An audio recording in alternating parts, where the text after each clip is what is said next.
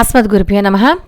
నవగ్రహ దోష నివారణ కోసం పరమాచార్య స్వామివారు చెప్పినటువంటి అత్యద్భుతమైన పరిహారాన్ని చెప్పుకోబోయే ముందు పరమాచార్య స్వామివారి దివ్యపాదపద్మాలకు నమస్కారం చేసుకుంటూ, అనేక సందర్భాలలో స్వామివారు తనను ఆశ్రయించిన వారి అంతఃకరణాన్ని గమనించి లోపాలు సరిచేయడానికి సూచనలు చేస్తారు.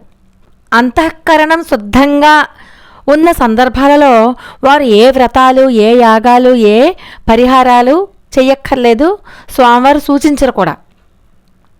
పాల్ బ్రొంటన్ అడిగిన ప్రశ్న వారికి ఇచ్చిన సమాధానం ఈ విషయాన్ని నిర్ధారిస్తుంది.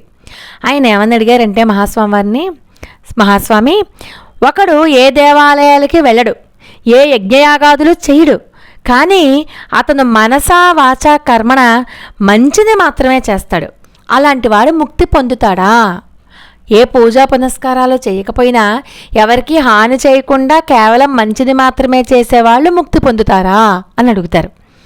మహాస్వామివారు కొద్దిసేపు ధ్యానం చేసి తప్పక ముక్తి పొందుతాడు, పక్క వాళ్ళకి పరోపకారం చేసేవాడు ఖచ్చితంగా ముక్తి పొందుతాడు. నవగ్రహ దోష నివారణకి యాగం చెయ్యాలా? ఒక ధనికునికి ఇంట్లో ఎప్పుడూ ఏదో ఒక సమస్య వస్తూనే ఉండేది. అతను ఒక జ్యోతిష్కుని సంప్రదిస్తే నవగ్రహ దోషాలు ఉన్నాయని, వాటి నివారణకి యాగం చేయాలని సూచించాడు. యాగం చేసే ముందు పరమాచార్య స్వామివారిని దర్శించి అనుమతి పొందుదాము అని చెప్పి ఆ భక్తుడు పరమాచార్య స్వామివారి యొక్క సన్నిధికి వచ్చాడు. స్వామివారికి నమస్కారం చేసుకుని యాగం విషయం వివరించి స్వామివారి యొక్క అనుమతిని పొందాలని చెప్పి ప్రార్థించాడు అనుమతి కోసం. స్వామివారు అన్నారు, యాగం చేసినందువల్ల వచ్చే నష్టం మాత్రం ఏమీ లేదు అంటూ అలా మాట్లాడుతూనే అక్కడి నుంచి వెళ్ళిపోయారు. ధనికునికి ఏం చేయాలో పాలుపోలేదు.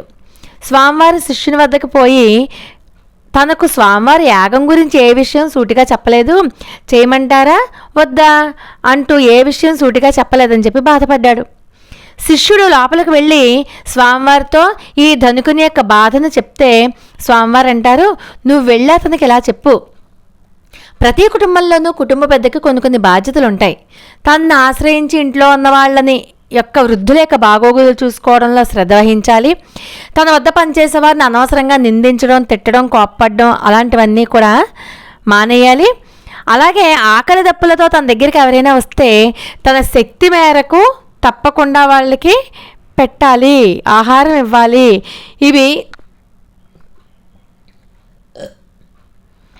ఇది ప్రతి కుటుంబ పెద్ద ఖచ్చితంగా పాటించాలి. అలా పాటిస్తున్నాడేమో కనుక్కో, అప్పుడు నేను ముందు చెప్పిన మాట అర్థమవుతుంది అని చెప్పి ముగించారు.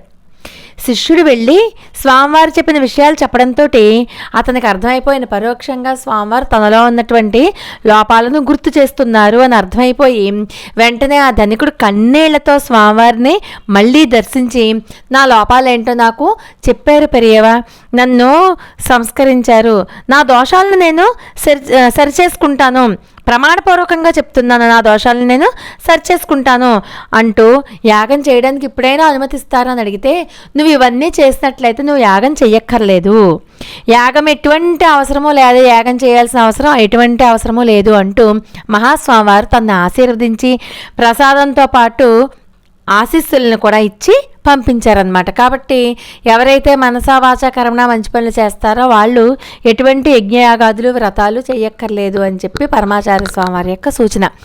అపార కరుణా సింధుం జ్ఞానదం శాంతరూపిణం శ్రీ చంద్రశేఖర గురుం ప్రణమామి ముదాన్వహం. లోకా సమస్త సుఖినో భవంతు. మరి ఒక అద్భుతమైన వీడియోతో మళ్ళీ కలుసుకుందాం. అంతవరకు నమస్కారం.